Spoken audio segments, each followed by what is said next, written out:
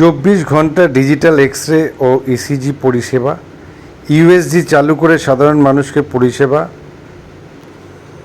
হাসপাতালে নার্সের সংখ্যা রোগী অনুপাতে বাড়ানো, রেফারকৃত রোগীদের সরকারি অ্যাম্বুলেন্স পরিষেবা প্রদান, হাসপাতালের অর্থোপেডিক চিকিৎসক এবং প্রসূতি শিশু মেডিসিন বিভাগে অতিরিক্ত চিকিৎসক নিয়োগ সহ 13 দফা দাবিতে আজ ভারতের কমিউনিস্ট পার্টি মার্ক্সবাদী নবদ্বীপ এরিয়া কমিটির পক্ষ থেকে নবদ্বীপ স্টেট জেনারেল হাসপাতালের সুপারের কাছে এক স্মারকলিপি প্রদান করা হয়।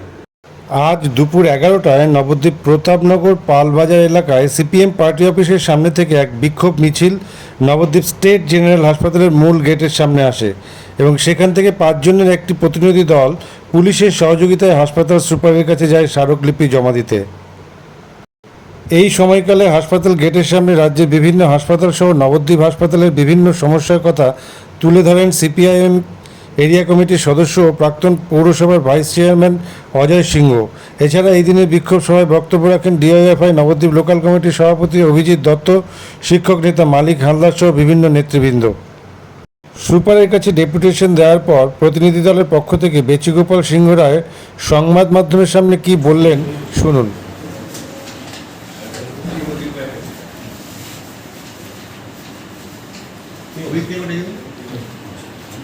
কি বললেন?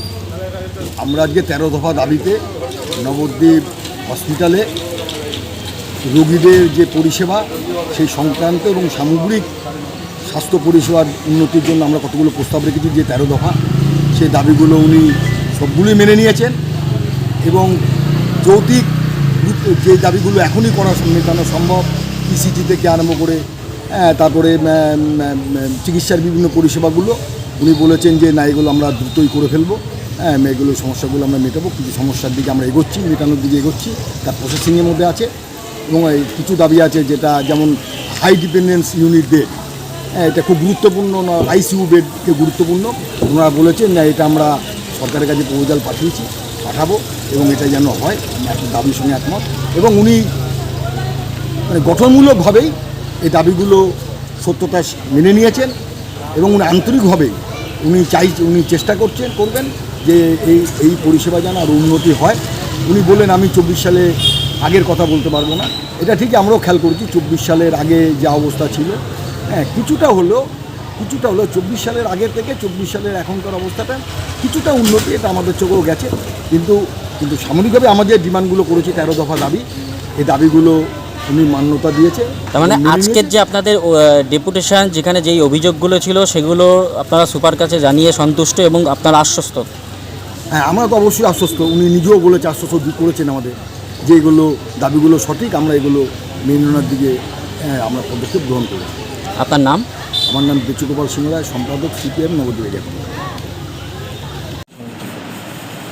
অ্যাকচুয়ালি ওনারা কিছু বিষয় আমার সামনে বলেছেন, তার মধ্যে কিছু আছে হসপিটালের স্টাফ সমস্যা নিয়ে, কিছু ল্যাবরেটরি রিলেটেড ইস্যুস নিয়ে, কিছু অ্যাম্বুলেন্স রিলেটেড ইস্যুস নিয়ে এবং কিছু লজিস্টিক ইস্যুস নিয়ে। তার মধ্যে আমরা ওনাদের যা যা কোয়েরি ছিল আমরা সেগুলো ওনাদের কাছে এক্সপ্লেন করেছি। কিছু ক্ষেত্রে ওনাদের কিছু সাজেশন ছিল, সেগুলো আমরা বলেছি যে হ্যাঁ, এগুলো আমরা চিন্তা করব, যদি এগুলোর মধ্যে থেকে কোনো কিছু অ্যাপ্লাই করা যায় আমরা অবশ্যই চেষ্টা করব। ওনারাও সেটাতে সহমত হয়েছে এবং ওনাদের কিছু জায়গাতে ওনারা যে তথ্যগুলো দিয়েছিলেন আমরা সেগুলো রেকটিফাই করেছি এবং ওনাদেরকে জানিয়েছি যে এই মুহূর্তে আমাদের হসপিটাল সেই সব ইস্যুসগুলো নিয়ে কী চিন্তাভাবনা করছে এবং আমাদের ভবিষ্যতে হসপিটালে কী প্ল্যান রয়েছে, তাতে আমি আশা করি ওনারা সন্তুষ্ট হয়েছেন এবং ওনারা এটা বলে গেছেন, স্বীকার করে গেছেন আমার কাছে যে হ্যাঁ, 24 সালের পর থেকে হসপিটাল ভালো চলছে, তারাও অনেকটা স্যাটিসফাইড। স্টিল ইমপ্রুভমেন্ট সবসময় আরও বেটার হতে পারে। আমরাও চেষ্টা করবো ভবিষ্যতে যাতে হসপিটালটা আরও ভালোভাবে চলে, আরও উন্নতি করা যায়। মানে পেশেন্ট কী করে বলুন তো? পেশেন্ট করে কি, বাড়ির লোক এলো, ঠিক আছে, বাড়ির লোক এসে পরে আমরা অবভিয়াসলি একটা পেশেন্টের সঙ্গে একটাই বাড়ির লোক এলাও করি, তার বাইরে কাউকে এলাও যান, এটা এভরি 3 আউট অফ 2 পেশেন্টে আপনি দেখতে পাবেন, ঠিক আছে। তখনই যেটা হয় যে সেই আয়াতে ধরুন সে তো থার্ড পার্টি, সে আমার লোক নয়, সে আমি জানি না সে পেশেন্টের লোক কিনা, সে নিজের স্বার্থ মানে আসছে। এবার সে একজনকে নিচ্ছে না দুজনকে নিচ্ছে, আমরা তাদেরকে কোনো বলার হই। আমরা যখন পার্টি মিটিং করি, ঠিক আছে, বিকেলবেলাতে পেশেন্ট পার্টির সঙ্গে, সেখানে পার্টিকে দিয়ে সাইন করানো হয়। সেখানে কিন্তু আমরা কোথাও আয়াকে দিয়ে সাইন করাই না যে হ্যাঁ ওই ওনার পেশেন্টের রিপ্রেজেন্টেটিভ উনি, তাহলে আপনার পেশেন্টের এই ট্রিটমেন্ট চলছে, এই হয়েছে, পেশেন্ট ভালো হচ্ছে না খারাপ হচ্ছে, পেশেন্টের রেফার হতে পারে না, পেশেন্ট ডিসচার্জ কবে হবে, এই যে তথ্যগুলো এগুলো কিন্তু জানানো হয় মৌখিকভাবে এবং তারপরে পার্টিকে দিয়ে সাইন করা হয়, কখনো আয়াকে দিয়ে সাইন করা হয় না।